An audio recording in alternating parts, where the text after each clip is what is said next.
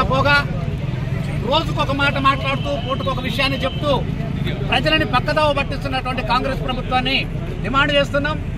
ప్రజలని పాలించేటటువంటి నైతిక అర్హత లేదని చెప్పి కూడా సందర్భంగా గుర్తు చేస్తున్నాం.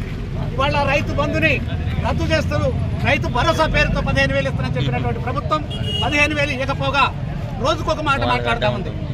2 లక్షల రుణమాఫీ చేస్తామని చెప్పి మొత్తం సంపూర్ణంగా అయిందని చెప్పి ఒక పక్క చెప్తూనే వాళ్లలో ఉన్నటువంటి మంత్రులకే సరైనటువంటి అవగాహన లేకుండా కొంతవరకు అయింది 70%, 80% ఇంకా చేస్తామని చెప్పేటటువంటి మోసపు మాటలు మాట్లాడుతూ ఉన్నారు.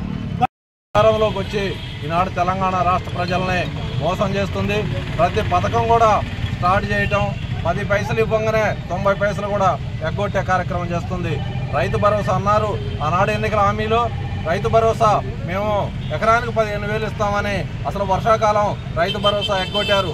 ఇప్పుడు మళ్ళాగానే అనేక నిబంధనలు పెట్టుకుంటూ రైతు భరోసాని 12,000 ఇస్తామన్నారు. మొన్న డిసెంబర్లో అన్నారు, సంక్రాంతికి అన్నారు, మళ్ళీ జనవరి 26కి అన్నారు.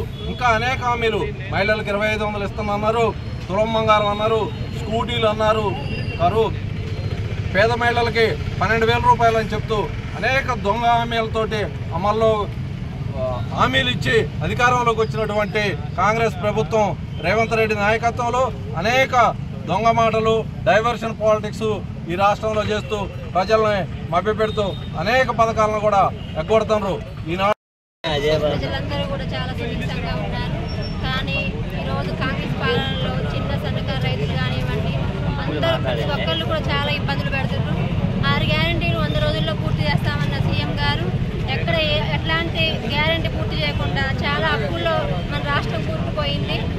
మెయిన్ రైతు భరోసా 15,000 ఇస్తా అని 12,000కు మార్చి అది కూడా పోస్ట్ పోన్ చేసుకుంటా రైతులు మభ్యపెట్టడం మంచిది కాదు. మేము ఎప్పుడు కూడా అందరికీ అందుబాటులో ఉంటూ మన